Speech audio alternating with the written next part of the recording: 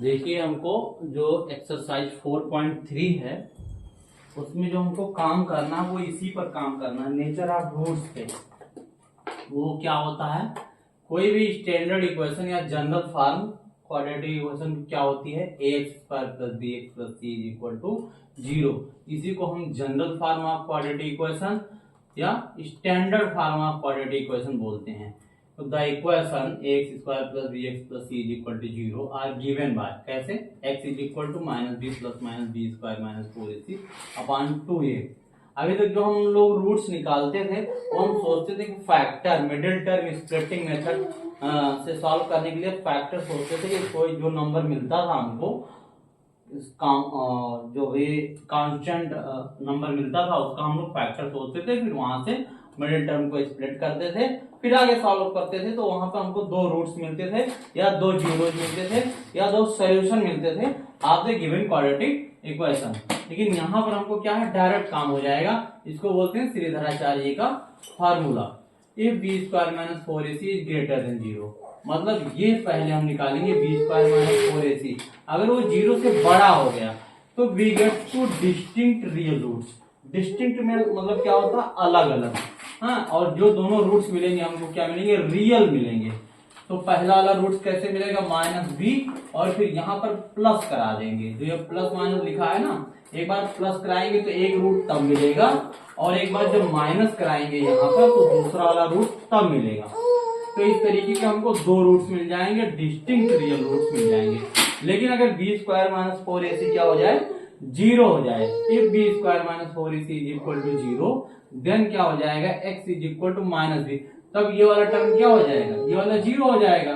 तो यहाँ plus minus का कोई मतलब ही नहीं बचेगा। तो ये वाला अगर 0 हो गया तो दोनों वाले रूट्स क्या हो जाएंगे, माइनस बी अपॉन 2a ही हो जाएंगे, क्योंकि ये वाला पूरा टर्म क्या हो चुका है, 0 हो चुका है।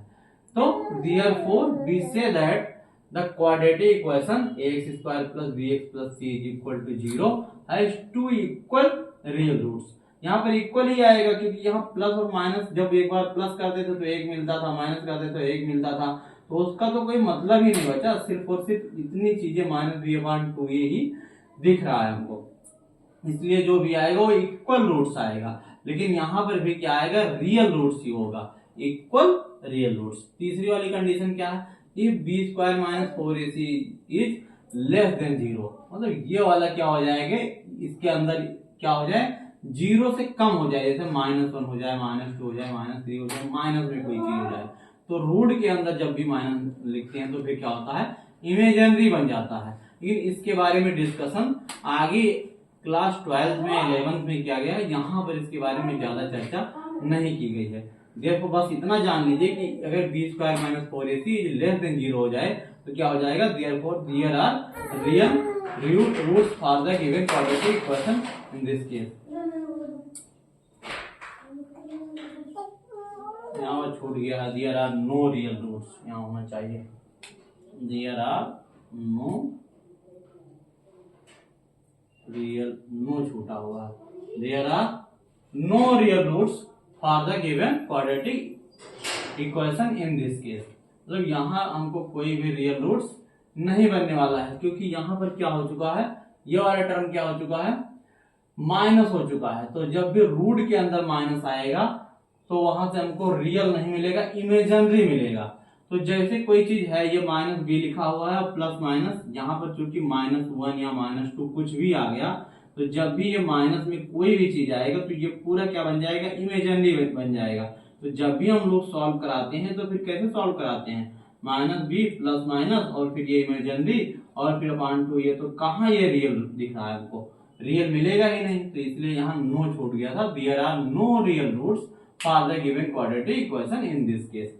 और हम क्या बोलते हैं, बी स्क्वायर माइनस 4ac को क्या बोलते हैं, discriminant of the quadratic equation. चूंकि अभी हमको क्वाड्रेटिक इक्वेशन इसके बारे में चर्चा चल रही है, ax square plus bx plus c is equal to 0, तो इसी को हम क्या बोलते हैं, डिस्क्रिमिनेंट बोलते हैं।